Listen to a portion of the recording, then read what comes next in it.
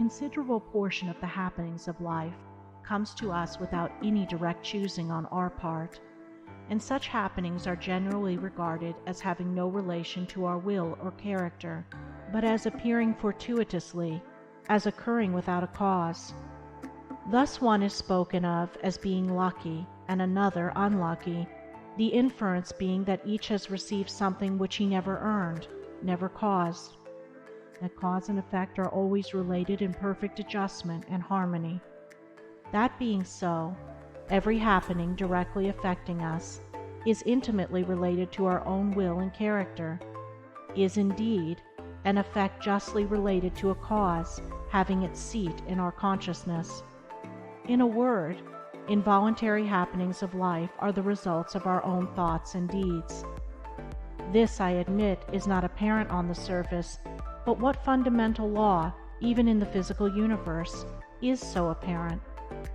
If thought, investigation, and experiment are necessary to the discovery of the principles which relate one material atom to another, even so are they imperative to the perception and understanding of the mode of action which relate one mental condition to another, and such modes, such laws, are known by the right doer, by him who has acquired an understanding mind by the practice of true actions.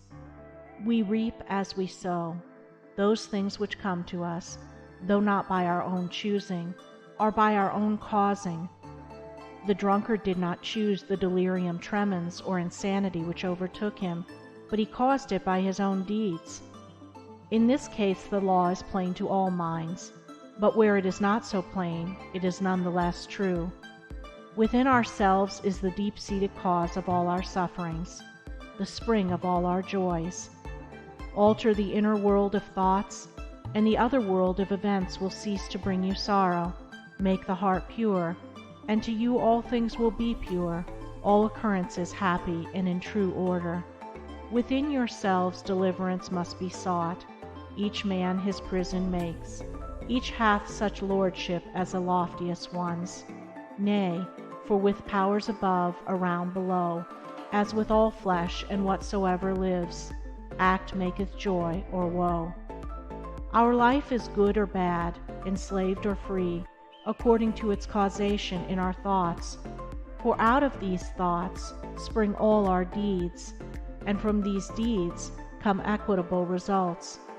We cannot seize good results violently, like a thief, and claim and enjoy them, but we can bring them to pass by setting in motion the cause within ourselves. Men strive for money, sigh for happiness, and would gladly possess wisdom, yet fail to secure these things, while they see others to whom these blessings appear to come unbidden. The reason is that they have generated causes which prevent the fulfillment of their wishes and efforts. Each life is a perfectly woven network of causes and effects, of efforts or lack of efforts, and results, and good results can only be reached by initiating good efforts, good causes. The doer of true actions, who pursues sound methods, grounded on right principles, will not need to strive and struggle for good results. They will be there as the effects of his righteous rule of life. He will reap the fruit of his own actions, and the reaping will be in gladness and peace. This truth of sowing and reaping in the moral sphere is a simple one, yet men are slow to understand and accept it. We have been told by a wise one that the children of darkness are wiser in their day than the children of light. And who would expect, in the material world, to reap and eat where he had not sown and planted? Or who would expect to reap wheat in the field where he had sown tares, and would fall to weeping and complaining if he did not? Yet this is just what men do in the spiritual field of mind and deed.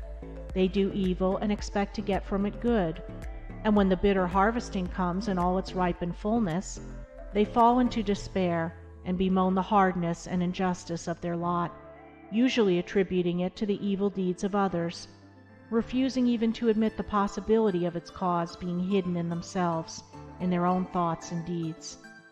The children of light, those who are searching for the fundamental principles of right living, with a view to making themselves into wise and happy beings, must train themselves to observe this law of cause and effect in thought, word, and deed, as implicitly and obediently as the gardener obeys the law of sowing and reaping. He does not even question the law. He recognizes and obeys it.